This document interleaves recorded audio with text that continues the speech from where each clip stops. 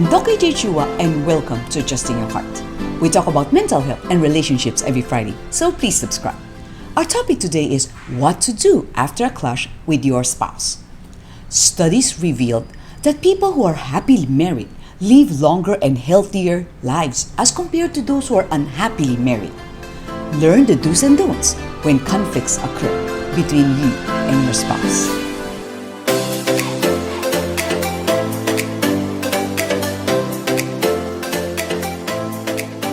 Look at this funny meme about the husband and wife who fights at home but portrays themselves as a loving couple in Facebook. May the tips I'm going to share in this video help you become loving couples, whether at home or in social media. There are myriad of reasons why couples fight. It could be about division of household chores, spending habits, in-laws, personality differences, friends, how to raise kids, workaholism, or infidelity. Richard and Marikar Poon wrote a book entitled 10 Things We Fight About. You can check it out. It's a very nice book. After a conflict, please don't tell your family members. Just like this picture. The wife called the mom, said, "He is late again and won't give me his phone to look at." And then the husband called up also his parents and said, "She's getting on my nerves. I give up." My friends, if you rant your problems to your family members, even when you and your spouse are already okay, your family members will still be irritated or angry at your spouse. And please don't tell your children either, because your children will be caught in between. Don't say negative things about your spouse to your children, like, "Your mom is a real nagger," because your children might lose respect towards their mom. Don't use them as a messenger, saying things like, "Tell your dad to fix the stove." Instead, talk to trusted friends. You can pour out your problems or anger to your friends, and after that, you'll calm down, and your friends, I'm sure, are going to give you tips on how to patch things up with one another. Don't let your spouse sleep on the couch or outside the bedroom. Allow your spouse to sleep beside you even after a conflict. Of course, you can stay at your sides of the bed. That will give your spouse the chance to hug you, to show that he or she is sorry. Stop blaming your spouse, always considering that it's the other person's fault. Instead, take responsibility for wrongdoing. Like, "Oh, it's my fault." Because if you think that way, then you can work things out later. Don't engage in silent treatment or giving your spouse the cold shoulder, like you don't want to talk to your spouse for a very long time. Passive personality types would use silent treatment or stonewalling to avoid conflict and confrontation, while strong personality types use it to control or punish. According to Dr. John Gottman, men are more likely to stonewall than their female partners. But if you stonewall your partner, your significant other will feel hurt and lonely, and the problems remain unsolved. Don't sweep problems under the rug, thinking that it will disappear through the passage of time. The problems will only pile up, and one day it's going to explode, and it will be harder to mend things afterwards. You can practice time out. You can tell your partner, "I don't want to talk about it right now. I need to be alone." Then you can agree on the length of time. Like, let's talk after an hour, after 3 hours, but better settle things as soon as possible. Don't let the issue go unresolved, let's say for weeks, for months, and then you're not going to talk to each other during that time. That's not healthy. You should also learn to understand your partner's preference. Like, when he or she is angry, what should you do?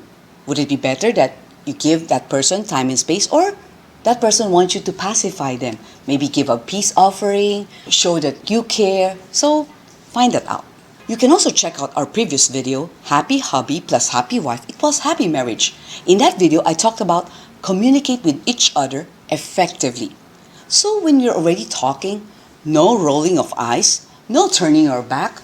Instead, give your full attention, maintain eye contact, and don't interrupt.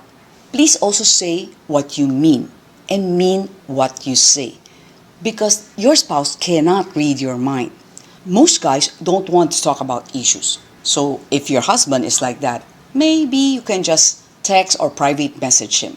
The important thing is to be able to share what's on your mind so that this kind of things don't keep on happening again. And in the end, sometimes we need to just agree to disagree. Don't have a I win, you lose mentality. Look at this picture. The wife said, "Love, you need to change for the better." The husband said, "Yeah, pangako, magbabago na ako." And then the husband goes on to say, "Ikaw din, need mo mag-change for the better." And then look at how the wife responds. "If mahal mo ko, dapat tanggap mo kung ano ako." This is double standard in which the wife wanted the husband to change, but she's not willing to change. Have an I win, you win mentality. Look at this picture. The wrong ones would say, "Why should we do things your way?" The right way would be, "Okay, let's visit your parents this weekend and mine the next, okay?" So put yourself into your spouse's shoes. You could suggest or request instead of demanding. And think 60-40 and not 50-50. Think of how you can outlove each other, which means you give out 60%, but you only expect 40% in return. If both of you do that, then your marriage will be a happier one. Don't engage in aggressive behavior. Don't punch, slap, scratch, or destroy your spouse's things. That would be physical abuse. Don't shout, curse, or belittle. That would be verbal abuse. And please, don't mention divorce. Just like this picture, I think we should discuss a divorce. Instead, engage in reconciliatory behavior. Just like this picture. We love each other, so let's not say anything we might regret in the future. Use I statements. Because when you do that, you are not attacking and your partner will be less defensive. Avoid using never or always. And please be specific. Share why you got hurt or angry. Look at this picture. The first one is the wrong one. You always ruin everything. And then if you look at the picture, the wife is already raising her voice. She's pointing at the husband and the husband is angry. But when you look at the second picture, she is using the I statement. When you do something like this, it hurts me. And if you notice, she's not shouting, she's not pointing finger, and the husband is listening. Because she's just sharing how she feels. Okay, let's look at the second picture. The husband was angry and saying, "I'm calling, you're not picking up, you don't respect me at all." And look at the wife. The wife is so sad. And the right way would be, "I was really worried, you see." So if that husband would say that, I'm sure the wife would apologize immediately. Forgive each other and don't hold grudges. Love doesn't keep a record of wrongs. That's found in 1 Corinthians chapter 13, verse 5. Don't keep bringing up past issues. As we go through the Holy Week, may we remember how much Christ loved us. He is God, yet He became a man and suffered so much to die on the cross for our sins. He offers forgiveness of sins for those who will believe in Him. His resurrection gives us hope that we too will one day go to heaven after we die. So believe in Him. So what to do after a clash with your spouse? Don't tell your family members or your children.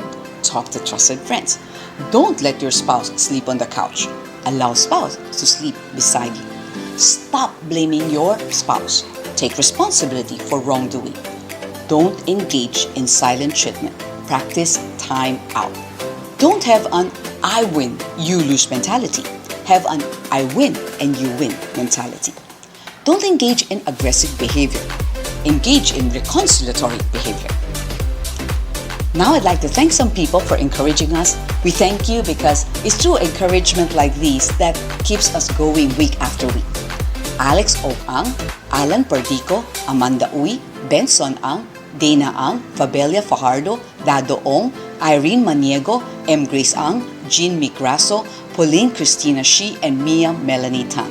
If you're blessed by this video, please like, subscribe, and share it to others. Follow Adjusting Your Heart in FB, IG, TikTok, and Signal GCTV 185. And next week, our topic will be what to do after a clash with your in-laws. Stay safe, everyone.